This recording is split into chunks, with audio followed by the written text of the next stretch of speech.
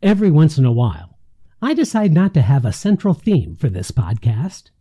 Sometimes it's more fun to share some random thought about the state of the industry, audition issues, or just plain old advice about show business. Today is just such a day. Random thoughts on an acting career on this episode of Casting Actors Cast. It's time for another episode of Casting Actors Cast, insights for actors from a casting director. Each week, we show you how to advance your talent and your career with practical tips, advice, and positivity. Here he is, your host, Jeffrey Dreisbach.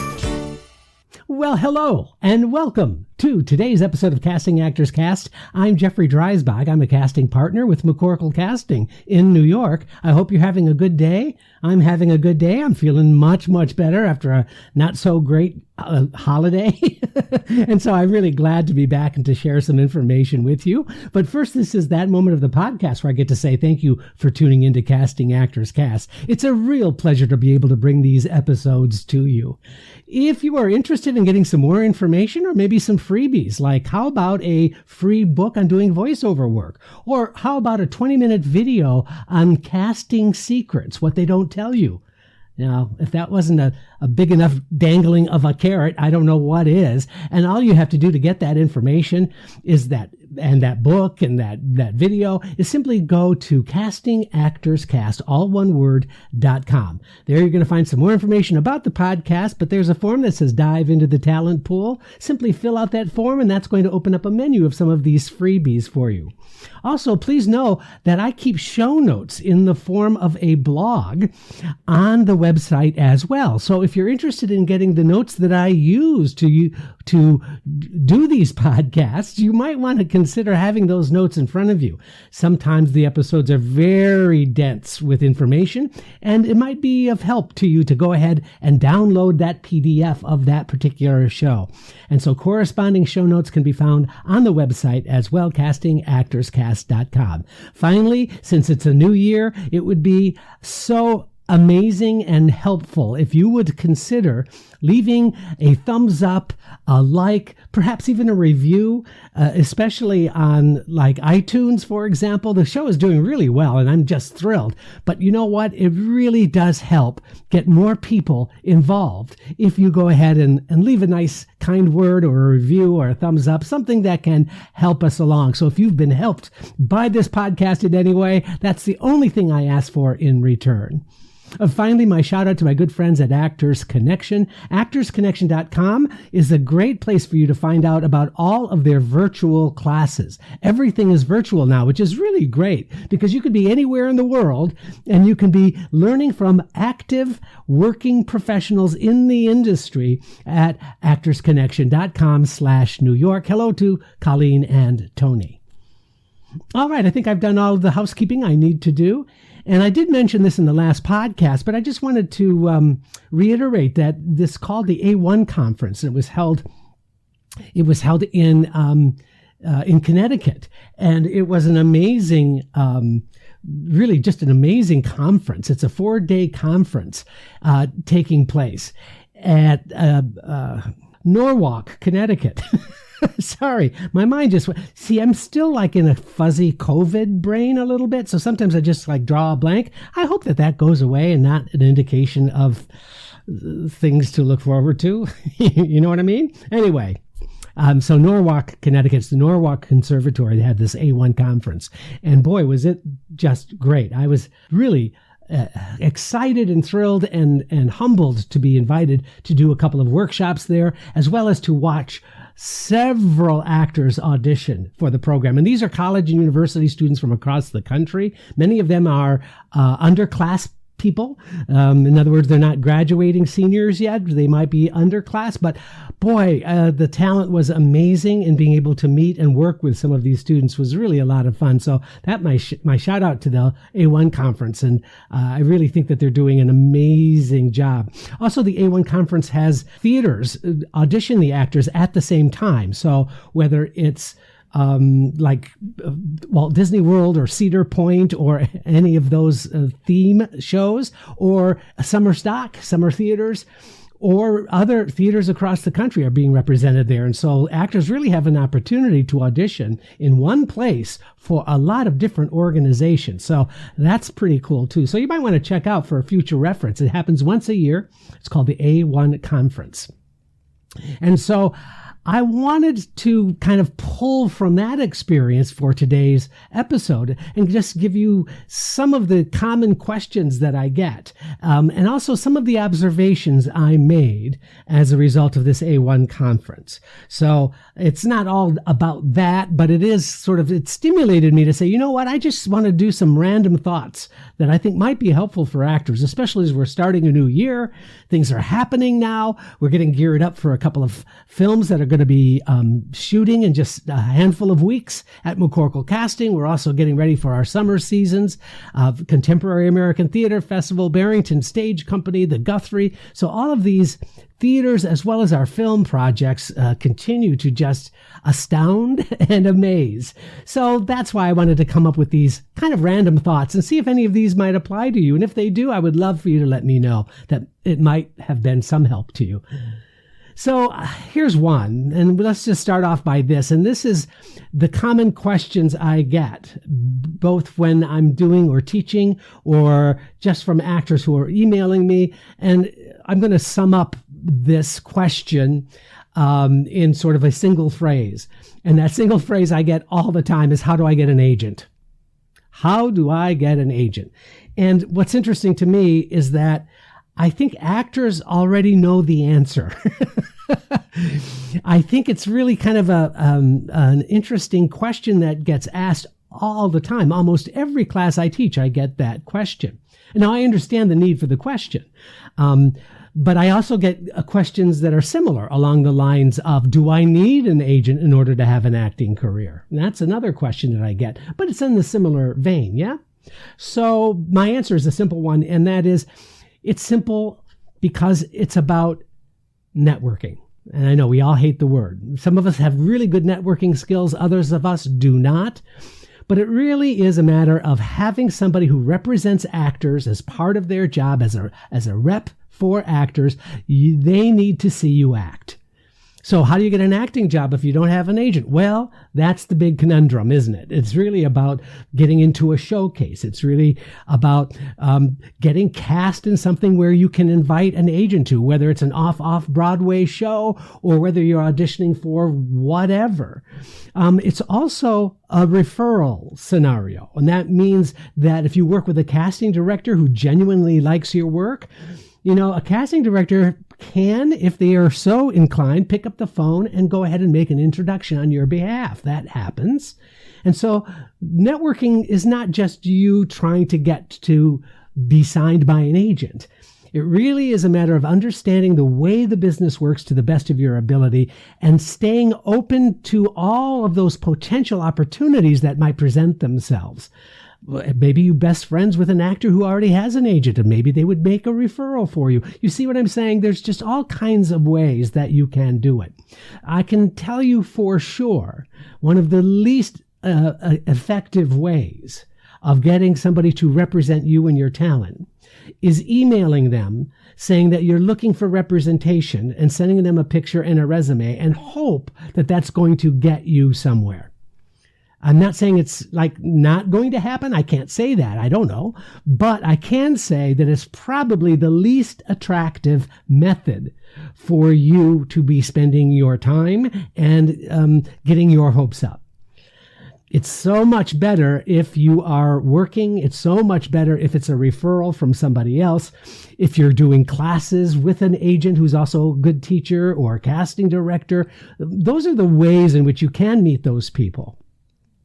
So that's like the number one random thought that I have is stop asking the question and really understand that, like any business and any relationship, it takes time. And the more educated you are about the kind of agents you were looking for, IMDb Pro are really great resources for getting that information. That will put you in the right place to approach this in a professional way. Here's another random thought. Embrace collaboration.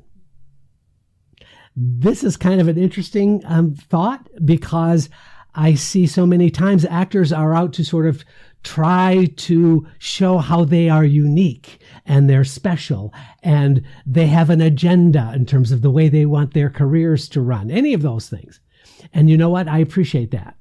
But I think what is undeniable is that many times actors are so focused on who they are in that environment that they neglect to really embrace what a collaboration is. See, when a casting director brings you in for an audition, that's immediate collaboration between somebody who believes you can play the part, the casting director, and you. And so understand that the collaborative effort is unlike any other art form, in my opinion. For example, an artist who paints is someone who has their tools, has their easel, and they have their own creative imagination that they can explore and make all kinds of interesting creative decisions. The art of acting has to include those who can help you with opportunities to act. And so when you're working with a director, when you get cast, when you work with a producer, when you are on stage working with other actors, everything becomes a collaborative effort.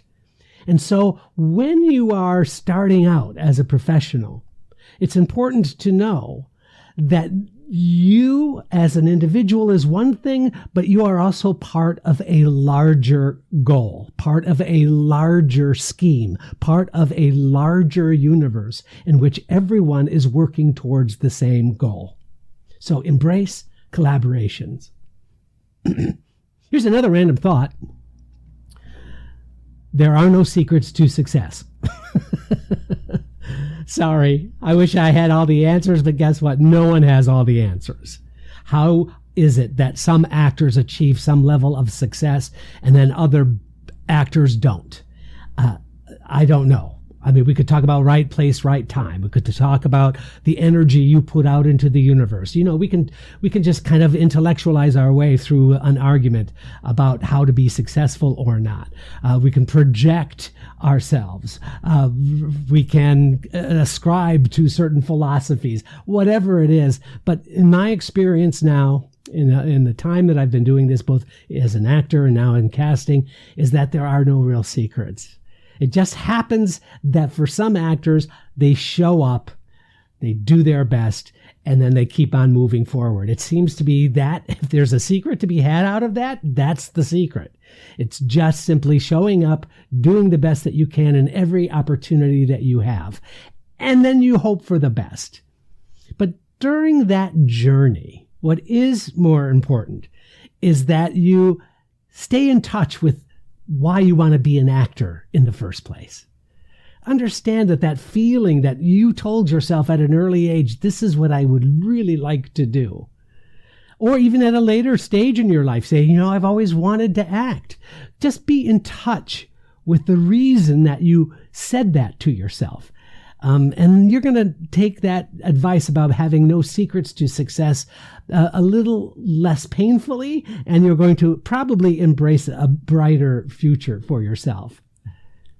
So let's move on. Another random thought. I don't think a lot of actors, I think many actors do not invest in what is actually happening in film and TV and in theater. What do I mean by that? So during COVID, what were you binging on? What did you watch? Now, next question. What did you watch that made you say, you know what? I see myself doing that project. Excellent. That's a great question. And then, of course, you went and found out who that casting director was for that project, right? See what I'm saying? You probably didn't do that. And that's what I'm talking about. Being curious about what's happening within the industry is going to help shape and define the way in which you approach the work. And I think that sometimes, not all the time, and I don't mean to be generalizing here, but I think actors are sometimes very, very lazy. They are focused on themselves, they're focused on their own process, they're focused on who they meet, as opposed to understanding what is happening out there and how do you see yourself in that environment. So please, stay curious. That applies to film and television as well as theater.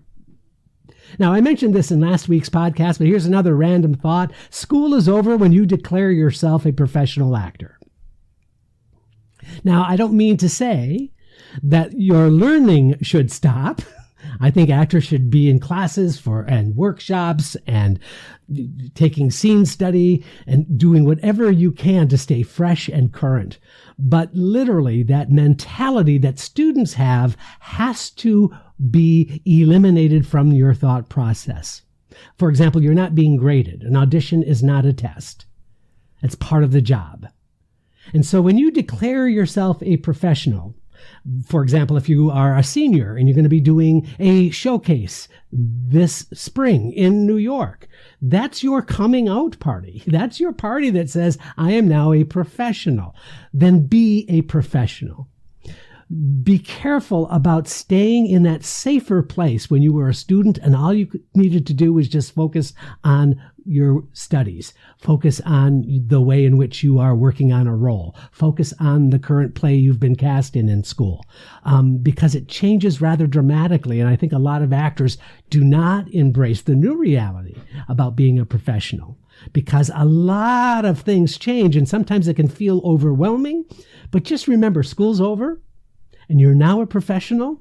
And so the professional lens is something that you must polish and really embrace, in my opinion. This brings me to my next point, which is another random thought, I guess, which is please try to understand what you have control over and what you have no control over. And I know it's an easy thing to say. But it took me many, many years as an actor to really understand what did I have control over? How could I control the situation? And what did I have control over versus what I know I have no control over? And being able to walk away from what you don't have control over is very, very healthy. What you can control is how you feel about any situation you find yourself in, how you feel about your work as an actor. And if you don't feel good about yourself as an actor, then you must do things to help you feel good about being an actor. It's really simple. What you have control over versus knowing what you have no control over can be a huge life lesson that can make a difference in an acting career. I've seen it firsthand. Here's another random thought. Every choice you make can help or hurt your opportunities as an actor. And guess what? That's okay. Now, here's an example. I had an actor approach me and say, I'm a waitress at a restaurant, and I'm just finding it more difficult, although I'm making good money, and I'm able to pay my rent here in New York, which is no small feat. I'm able to feel really good about myself in this world, but I'm just having a hard time getting up in the morning and being ready for auditioning and being ready to face the day as an actor. And more my energy and time is spent at the restaurant. And that's frustrating. Well, here's the thing. You had to make the choice about survival, right? It's now just a matter of giving yourself a hug and saying, that's okay for now. As long as you have the perspective of that, then I think it's going to work out the way it's supposed to. And that is, things happen that take you out of giving your all to everything all the time. You just can't do that. But once you have an understanding, then the priorities kind of fall much better into place. And perhaps it's now just working at the restaurant, not as much. Perhaps it's changing the schedule a little bit so that you can feel ready for those auditions that come up. Those are the kind of things that really go to choice. And everything that you can do can either help or hurt your career. Ask yourself those questions when you find yourself confronted with choices. In what way could this help me? In what ways could this hurt me? Another random tip, use this phrase, I think. Please, I think it's really helpful. Give time. It takes time to develop relationships with casting directors. It takes time to develop relationships with agents. It takes time to really come to a good understanding about a particular way of performing. You don't just show up at the audition and know how to tap dance. That ability to show that you can tap dance has culminated in months or years of being in tap class. You understand. But giving time is a way of giving you an out without having to beat yourself up. Let's move on from there. Another random thought. This is something that I wish I had done. I don't think, I know, and I wish that I had done when I was acting. And that is, after every audition, I think it's important to notate all of the choices that you made for that audition. So that means, I know actors who write down what the weather was that day that they had an audition. When I mean notate your audition choices, I mean, how did you approach the role? What choices did you make? What was your attitude? What was your emotional vocabulary for that particular role? What was the intention of the scene that you did? Making a few notes is so incredibly helpful. So I want you to really consider writing down every audition or even every performance, whether it's in class or in an audition. Why? Here's one: callback. If you got a callback from that audition, you now have a reference point to go back to when you're preparing a callback. How about when you book the job? Knowing what choices you made, because maybe the audition was 3 months ago and now you got a call saying, yes, we'd like to book you for this job. Oh my goodness, what did you do? So that's really an excellent way, I think, of something tangible that can help you. It also just is a good reference point for future auditions. Once you've made some interesting choices and that audition was successful, or you felt really successful in that audition, now you can go back and use that as a reference. Another thought, and this is true of this conference that I attended, watching these auditions. It must have been 100 or 100 plus auditions that I watched, is that every audition was too damn fast. It was too fast. I have yet to see an audition go too slow. Seriously. I've seen auditions get boring very quickly. But as long as something is happening, and as long as I can see and experience and have some empathy with what the character is going through, then there's no pace issue. But somewhere along the lines, especially for younger actors, there's this thing like, oh, I only have a minute 30 seconds to deliver this monologue. And so it's more important to hit the timestamp than it is to making moments. Every audition, these are monologues particularly, is just too fast. You're processing it on your own brain speed as opposed to being in the moment, being in the real situation that the character is finding themselves in. So please take a note of that. Please take your time. Be interesting. Let me see the wheels turning. It's not just about the eyes, but the eyes are attached to a brain. So the pacing of the work becomes absolutely critical between understanding if it's truthful or not. Too fast is not truthful. Another random thought. You are enough.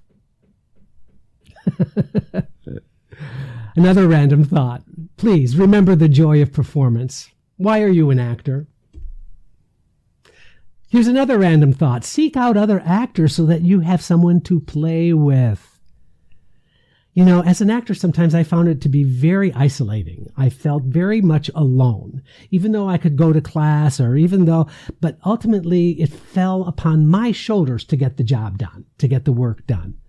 If I had just really invested a little more time in having good, solid friendships and relationships with other actors, I think my entire experience might have been better, and I'm not saying it was bad. I'm just saying I think it would have been enriched in myriad ways.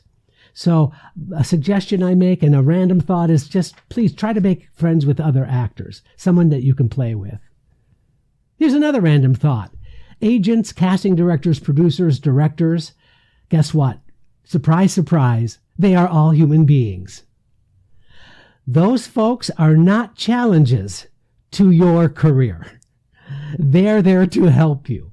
Believe me, anytime you come into an audition, that producer, that director, that casting director wants you to book the job. They want you to be the answer to their worry about who are they going to cast in this part.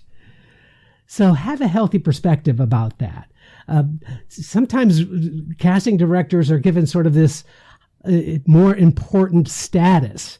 They're treated like, oh, you've got to be really, it's a casting director. It's like we're standing in the way of your career. Nothing could be further from the truth. We're all just trying to slug it out, put the work in, try to be creative with our choices, have fun while doing it. And I know I'm sounding a little Pollyanna, but you know that I'm right. You know what I'm saying. Another random thought, auditions are not events. They're part of the job description. They are part of the job description. Moving on from there, please reevaluate your audition wardrobe. I saw a lot of people who didn't spend enough time looking at themselves in the mirror with the choices that they were wearing. I do not need to see bare midriffs in an audition. I do not need to see somebody who didn't give a hoot about what they were wearing. So you understand where I'm coming from. I don't want you to dress in character, but I really want you to wear clothing that makes you feel appropriate for the character you are playing. If you feel like the clothing you're wearing is helping you achieve that quality of character that you're looking for in who you're playing, then you're making a good choice. But please, I think everyone needs to reevaluate their audition wardrobe. Finally, if you're going to beat yourself up, please use a feather. Good work is its own reward. And so to beat yourself up, to sort of tell yourself that you're not good enough, to give yourself advice about, boy, you really messed up that, you didn't make any of the choices you rehearsed, any of that stuff. Please just remember that good work is its own reward.